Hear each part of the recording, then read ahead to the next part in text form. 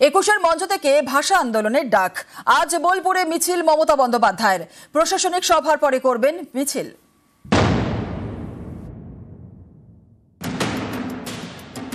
বাংলা ভাষার উপর সন্ত্রাস মানছি না, মানব না, ভাষা আন্দোলন শুরু হলো।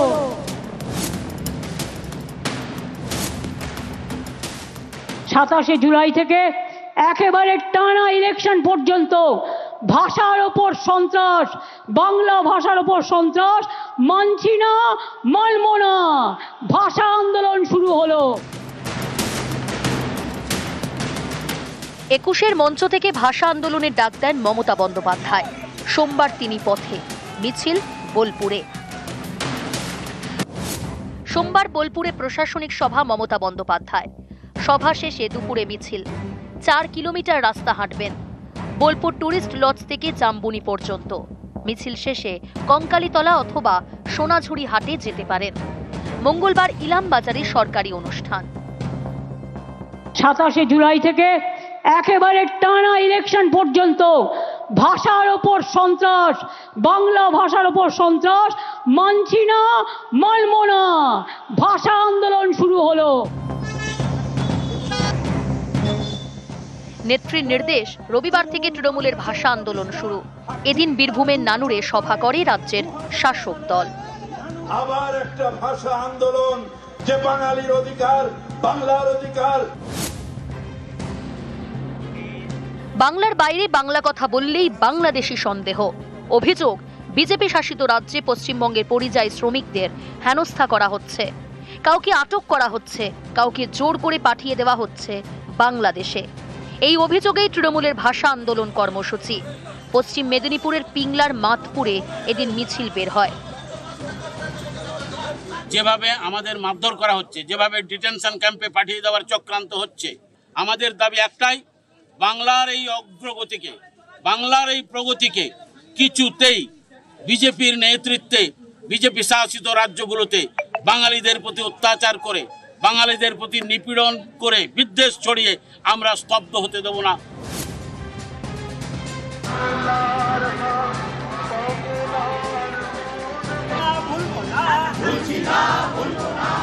হুগলির চুচুড়া, এখানেও মিছিল করে তৃণমূল কংগ্রেস।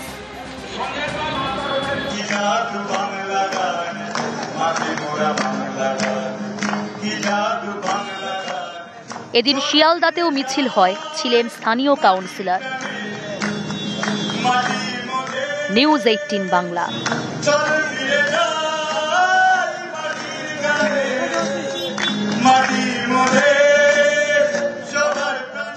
ফের হুঁশিয়ারি শুভেন্দু অধিকারীর। এবার বদলের হুঁশিয়ারি বিরোধী দলনেতার।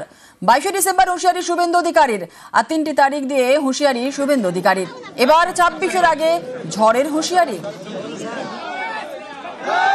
সুনামি টর্নেডোর থেকেও বড় ঝড় আসছে 26-এ। আর বলে গেলাম এই মাটিতে দাঁড়িয়ে, বদলা হবে, বদলাও হবে। শুভেন্দুর বদল হুঁশিয়ারিতে খোঁচা কুণালের। রাজ্যে নয় বিজেপিতে বদল বলেই খোঁচা। শুভেন্দু যেটা বলছেন 26-এ ঝড় আসবে, সুনামি, একদম ঠিক বলছেন। কারণ 250-র বেশি আসন নিয়ে চতুর্থবারের জন্য মুখ্যমন্ত্রী হতে চলেছেন মমতা বন্দ্যোপাধ্যায়। তৃণমূলের ঝড় হবে, ঝড়। এরপরে আপনি বলছেন ওই বদলা হবে, বদল হবে।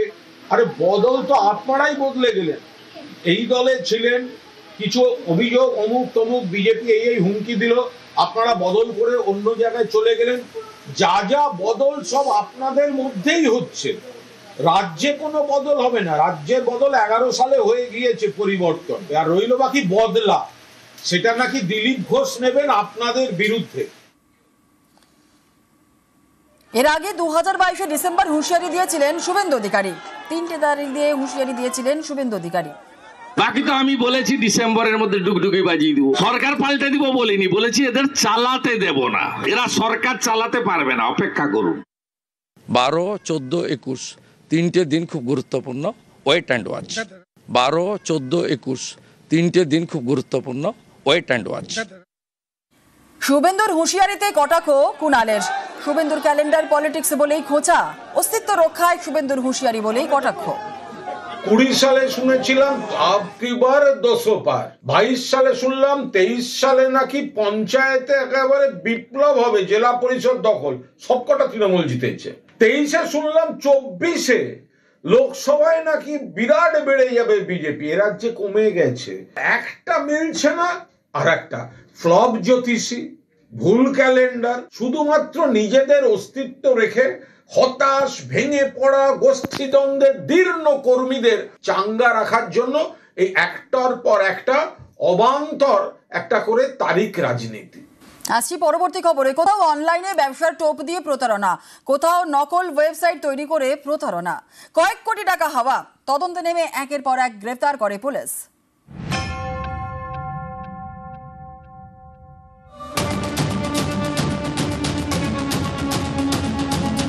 অনলাইনে ট্রেডিং এর টোপ, কোটি টাকা প্রতারণার অভিযোগ, পুলিশের জালে এক যুবক।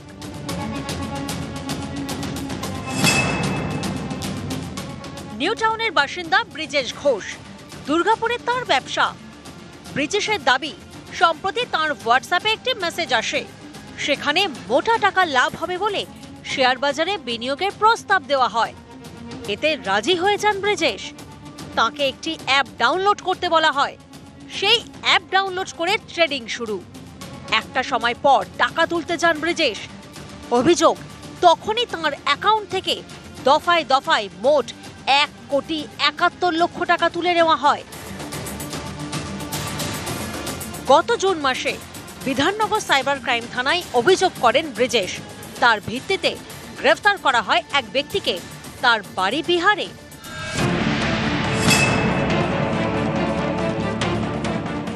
বিনিয়োগের টোপ দিয়ে টাকা গায়েব, এই অভিযোগ বিধাননগরের এক মহিলার। এ নিয়ে তিনি বিধাননগর সাইবার ক্রাইম থানায় নালিশও জানান। মহিলার অভিযোগ, সম্প্রতি সমাজ মাধ্যমে একটি বিনিয়োগ সংক্রান্ত বিজ্ঞাপন দেখেন। বিজ্ঞাপনে দেওয়া মোবাইল নম্বরে যোগাযোগ করেন। মহিলাকে একটি অ্যাপ ডাউনলোড করতে বলা হয়। সেই অ্যাপ ডাউনলোড করার পর ধাপে ধাপে 1,20,00,000 টাকা তুলে নেওয়া হয় বলে অভিযোগ। এই অভিযোগের ভিত্তিতে চেন্নাই থেকে দুজনকে গ্রেফতার করে পুলিশ। অনলাইন প্রতারণার পর্দা ফাঁস, পুলিশের জালে জামতারা গ্যাংয়ে 4। জানা গিয়েছে, একটি বেসরকারি ব্যাংকের ভুয়ো ওয়েবসাইট তৈরি করা হয়। এর সূত্র ধরে কাস্টমার কেয়ারের নামে চলত প্রতারণা। ফাঁদে পা দিয়ে 1,18,00,000 টাকা খোয়ান এক ব্যক্তি। পুলিশের দ্বারস্থ হন। এরপরেই গ্রেফতার করা হয় 4 জনকে।